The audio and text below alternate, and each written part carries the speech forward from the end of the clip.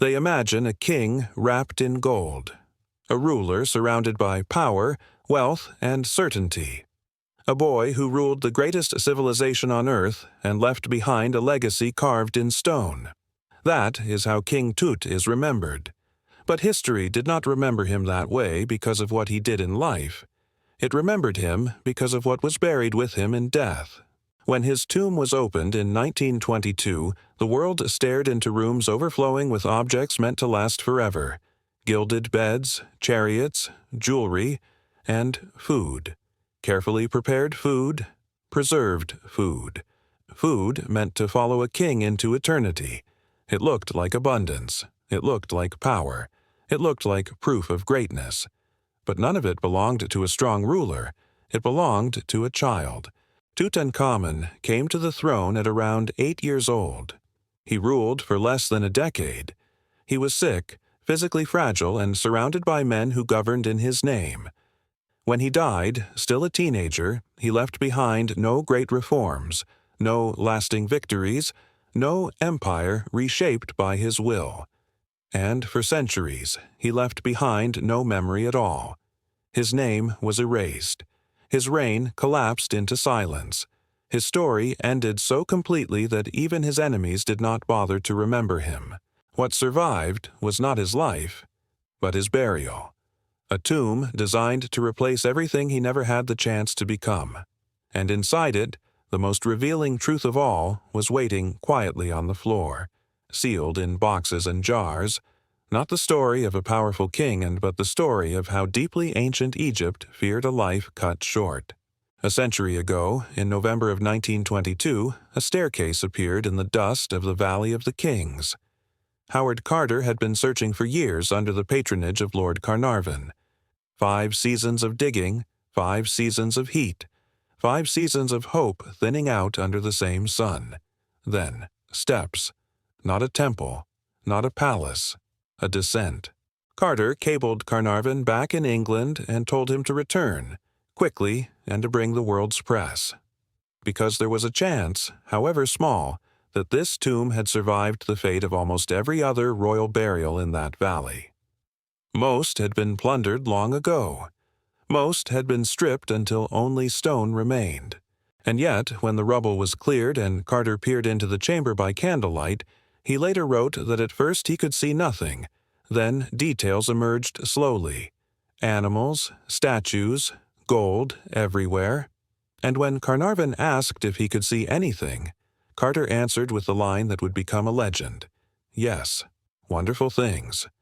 The world heard wonderful and understood great. It's a natural mistake. Gold does that to the mind. It convinces us that the person at the center must have been massive in life. Dominant, decisive, unforgettable. But a tomb can lie. Not with words, with silence. Because a tomb doesn't tell you what a king did. It tells you what people felt after he was gone. To understand why a tomb could hold so much, and why that so much includes food, you have to step into an older logic, one that doesn't treat death as an ending. Ancient Egypt treated death like a passage with conditions. The afterlife was not automatic. It had rules. It had dangers. It had a kind of bureaucracy that could, in the wrong circumstances, erase you. The worst fate was not pain. The worst fate was disappearance. To lose your name. To lose recognition. To stop being spoken. To fade until you were nothing but a shadow that even the gods could not recall. So Egypt built systems against oblivion. They built tombs as safeguards. They preserved bodies so identity could remain anchored. They filled chambers with objects because objects could serve as proof. Proof of status, proof of continuity, proof that the person was still someone who mattered. And that is where food becomes terrifyingly important. Food is not decoration. Food is not symbolic in the way a gold mask is symbolic. Food is an admission. You still need to live. You still need to endure. You still need to eat. When people picture royal burials, they imagine perfection. But Tutankhamun's tomb doesn't feel perfect. It feels crowded. boxes stacked where they fit, furniture pressed into corners, items packed tightly as if the most important thing was not elegance, but completeness. This matters because it fits the truth of his reign. Tut ruled for 9 years. He died still a teenager. There was no long, slow planning process. No decades to craft a grand architectural statement. There was only the demand of the system. He must be buried. He must be sealed. He must be provisioned. So the tomb becomes less like a museum exhibit and more like a lifeboat, stuffed with everything that might be needed, because the crossing ahead is assumed to be real. And among chariots and beds and jewels, among the objects people love to photograph, there is a category of burial goods that doesn't shine. It simply endures. Meat, bread, fruit, wine, honey, the mundane necessities of continuing. Beneath a ceremonial couch, one shaped like a speckled cow, there were 48 boxes. Not one, not a handful, 48. Inside them were mummified meats, choice cuts of beef, gazelle, veal, duck, goose, pigeon, other small birds. Often the boxes were shaped like the food inside, as if the form itself mattered, like the afterlife required recognition, like a thing had to remain itself. These meats weren't raw. They had been cooked. Then, astonishingly, they were treated like the king's own body, dried with natron, an expensive salt, wrapped, sealed with precious resins imported from far away. A process meant to last. A process meant to keep forever. And that detail should change how you read everything in the tomb, because it tells you the Egyptians believed the afterlife wasn't a glowing abstraction. It was continuity. If the king would exist, then the king would hunger. If the king would hunger, then hunger had to be defeated in advance. So they defeated it the only way they knew how, by turning a meal into something eternal. It wasn't only meat. There were jars that once held honey and wine. The wine jars were labeled, stamped with information that feels strangely familiar to modern eyes. The location of the vineyard, the vintner who made it, and the year of the pharaoh's reign in which it was produced. A kind of ancient label, not necessary for the dead, unless memory itself is part of the function, unless order matters beyond the grave. There were over 100 woven baskets that held the remains of dates, figs, pomegranates, melons, grapes, green onions, garlic, and bread. The list reads like a pantry. And if the pantry is in a tomb, it suggests something intimate. The afterlife was expected to continue in routines. Eating wasn't merely survival, it was normalcy. And then come the final baskets, the ones that feel almost too practical. Wheat, barley, not meals, ingredients, as if the tomb wasn't only meant to feed a king for a week or a month or a year, but to give him the raw materials of a life that could keep unfolding. A life that would need preparation, a life that would need work, or, if you were a pharaoh, a life where work would be done for you, because even the dates found in the tomb were pitted, prepared in advance. The king, it seems, was not expected to spend eternity removing stones from fruit. Now we return to the uncomfortable part, because once you accept what the tomb contains, once you accept that Egypt prepared for an afterlife that demanded food, you have to look again at the person that food was prepared for. Tutankhamun was born around 1341 BC, during the 18th dynasty, and his family history is debated, but many scholars agree his father was Akhenaten, the pharaoh who tried to turn Egypt away from its traditional gods and focus worship on Aton. Aton was not described simply as the sun god, but was represented by the disk of the sun. And in the promotion of Aton, the worship of other gods was forbidden, temples abandoned, priests put out of work. A spiritual economy collapsed because a king decided it should. Then Akhenaten died, and Egypt, in the blunt logic of power, began to undo everything. Tut changed his name, moving away from Aton toward Amun, a far more popular god. The capital returned to Thebes. The old religion returned with all its priestly orders enriched again and monuments restored. On paper, it looks like a decisive restoration. But Tut came to the throne at 8. 8. An age when a child can be crowned but cannot truly govern. So the story becomes less about what Tut did and more about what was done through him, by viziers, priests, and powerful men who understood exactly how useful a boy king could be. Tut's reign lasted 9 years.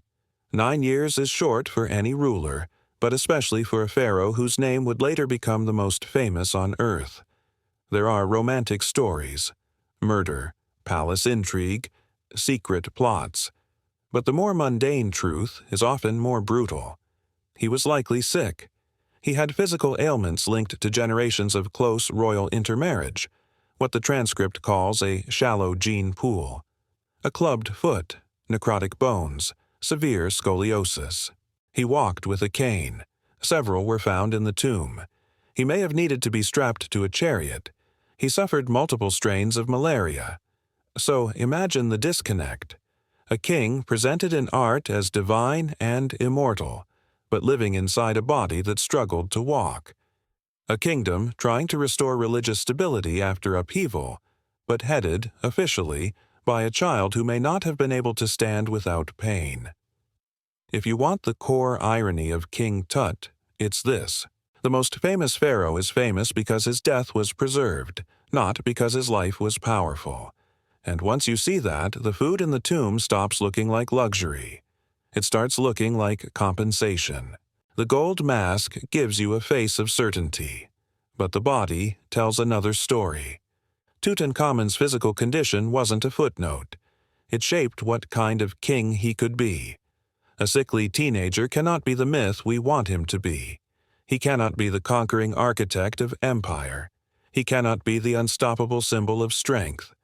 He becomes something quieter, a boy inside a system, a boy whose name carried decisions made by older hands, a boy whose life ended early enough that he never truly had the chance to become what kings are supposed to become. And when he died, the system did what systems do.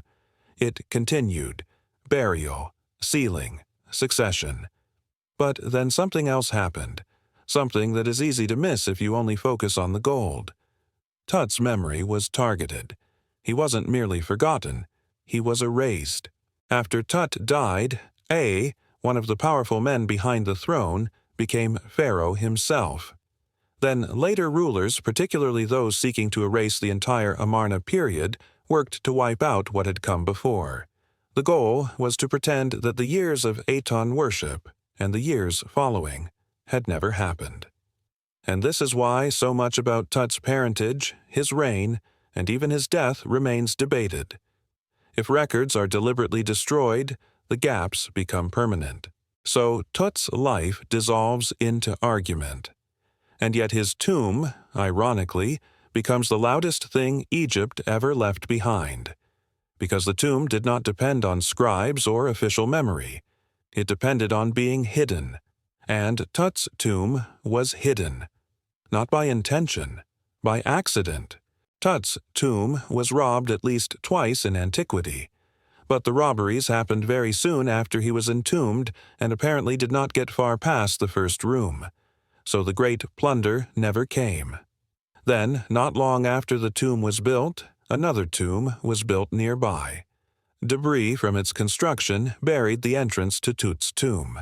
Even workers' houses were built over it, and that is the strangest protection imaginable: obscurity.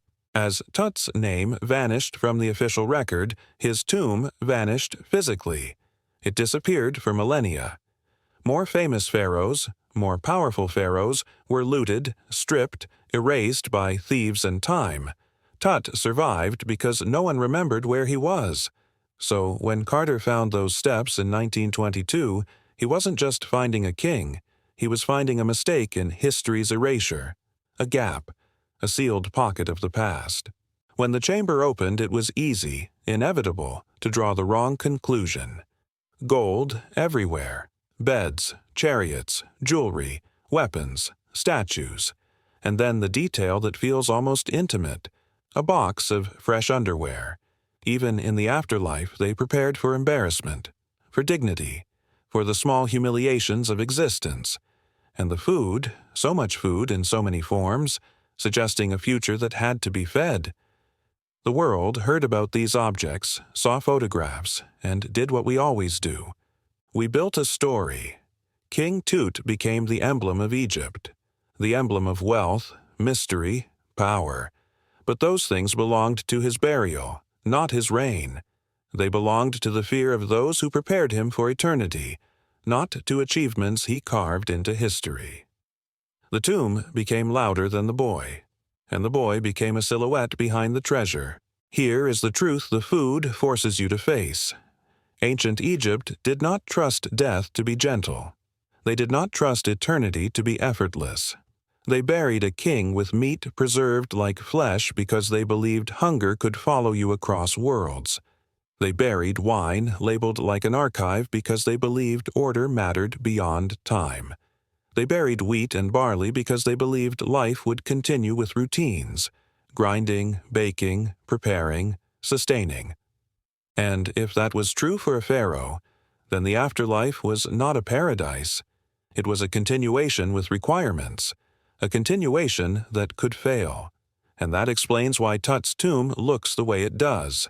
Not elegant, not symmetrical, complete, packed, as if someone was trying desperately to make sure a young king did not disappear.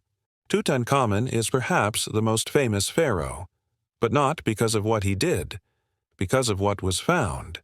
His story begins and ends with his tomb in the modern imagination, because the tomb is the only place his life still speaks clearly. His reign was short. His body was fragile. His name was erased. And then, thousands of years later, a staircase emerged from dust, a rediscovery that turned a forgotten teenager into a global icon. He is remembered not as he lived, but as he was buried. That is the wrong reason. But it is also the only reason history left intact. If you strip away the gold, what remains is not a conqueror. It is a child placed inside power, a child surrounded by adults who ruled through him, a child living in a body that betrayed him early, and then a burial so carefully provisioned it outshouted his entire life. The food in the tomb is not a curiosity. It is a confession that even kings were not safe from the fragility of existence. That eternity was not granted.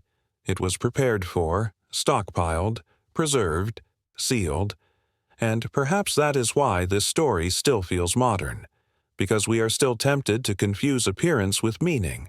We see what survives and assume it mattered most. But history is not always a record of greatness. Sometimes it is simply a record of what was not destroyed. And sometimes the most famous king in the world is not famous because he ruled, but because by accident, the world found his pantry of eternity still waiting in the dark,